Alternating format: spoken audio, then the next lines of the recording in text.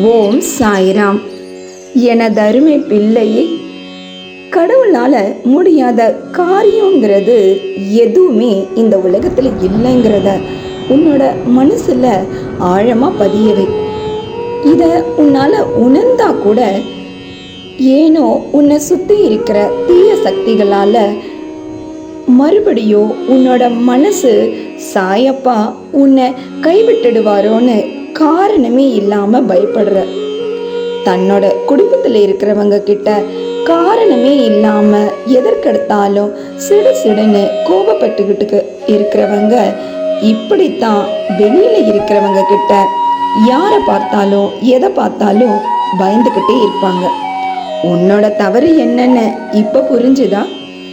நீ செய்கிற தவறுகளுக்கு நான் ஒரு தகப்பனாக இருந்து உனக்கு நிச்சயம் தண்டனையை தருவேன்.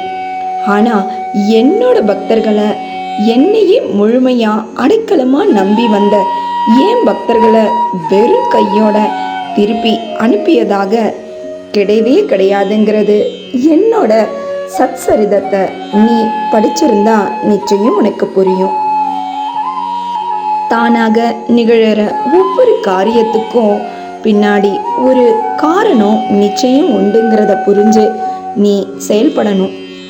சதா பொய்யே பேசிக்கிட்டு இருக்கிறவங்க பல நாள் இந்த உலகத்தாரால பல்லக்கில் வரலாம். ஆனால் உண்மையாக இருக்கிறவங்க தாமதமானாலும் ஊர்வலமாக ஒரு நாள் நிச்சயம் வருவாங்க. நிச்சயமாக இறைவன் ஒரு சோதனைக்கு பின்னாடி நிம்மதியான ஒரு வாழ்க்கையை உனக்காக தருவார். சந்தோஷங்கிறது மற்றவங்க முன்னாடி சிரிச்சுக்கிட்டு இருக்கிறது மட்டும் இல்லை, தனிமையில் இருக்கும்போதும் அழாம தைரியத்தோட தன்னம்பிக்கையோட நீ செயல்படுறது தான்.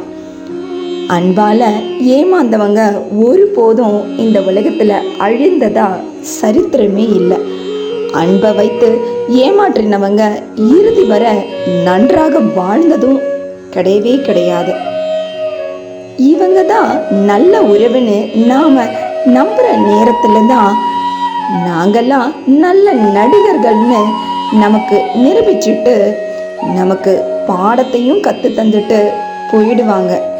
உன்னை ஏமாத்துறவங்க கிட்ட இருந்தும் சரி, உன்னை மதிக்காதவங்க கிட்ட இருந்தும் சரி, உன்னை உபயோகப்படுத்துறவங்க கிட்ட இருந்தும் சரி, உன்னை விமர்சிக்கிறவங்க கிட்ட இருந்தும் சரி, உன்னை காரணமே இல்லாமல் தாழ்த்தி பேசுகிறவங்க கிட்ட இருந்தும் சரி, விலகி நில்லு. உன்னோட பூர்வ ஜென்மம் மற்றும் இந்த ஜென்மத்தில் நீ செஞ்ச அத்தனை குற்றங்களையும் மன்னிச்சு உனக்கு மீண்டும் ஒரு வாய்ப்பு தரப்போகிறேன். அதை பயன்படுத்தி நீ சந்தோஷமாக வாழணும். ஷிரடிக்கு உடனே நீ கிளம்பி வா. அதி சீக்கிரமே உனக்கு வெற்றி கிடைக்கும். இனி துன்பங்கள் எப்பவும் உன்னை நெருங்காது.